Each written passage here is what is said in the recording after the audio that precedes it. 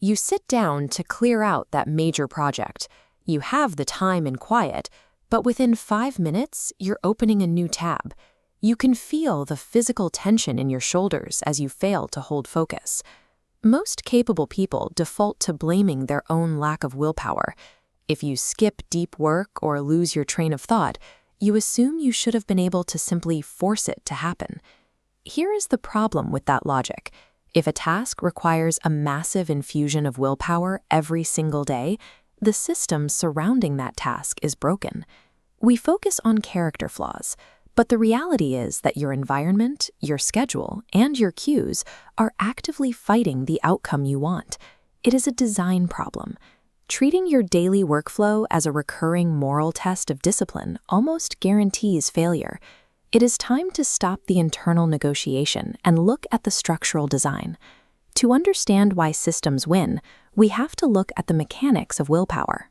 Relying on grit as your primary engine for work creates a massive structural vulnerability. Willpower is inherently volatile. It fluctuates constantly based on variables like sleep, current stress levels, and cognitive load. Because of this volatility, motivation eventually drops below the threshold required to handle complex, demanding tasks. Most people respond to this by raising the stakes. They set bigger goals, enforce stricter personal rules, or lean into internal shame. Another common mistake is adopting someone else's rigid routine, like a famous CEO's 5 a.m. start, expecting it to solve the problem by proxy.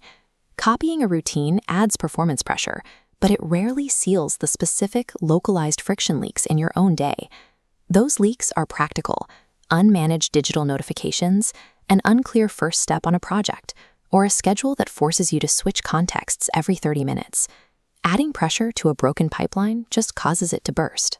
You cannot force productivity through that kind of friction. Engineered systems are more stable. They rely on fixed cues and constraints rather than a person's fluctuating emotional state. This strategy shifts the timing of your effort.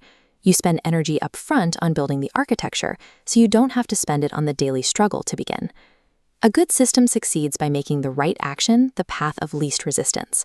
When the path is clear, motivation becomes secondary. Behavioral science shows that while habit formation is complex, friction and clarity shape our actions far more than our intentions do. The goal is to reduce the number of decisions you have to make at the exact moment you need to start working. Pre-decide the specific time block, the physical location, and the very first physical action you will take before you ever sit down. You also need to manage your escape hatches. Make distractions logistically harder to reach. If a distraction requires 3 extra steps to access, continuing your work for 5 more minutes becomes the easier choice. Choose one recurring deep work slot this week.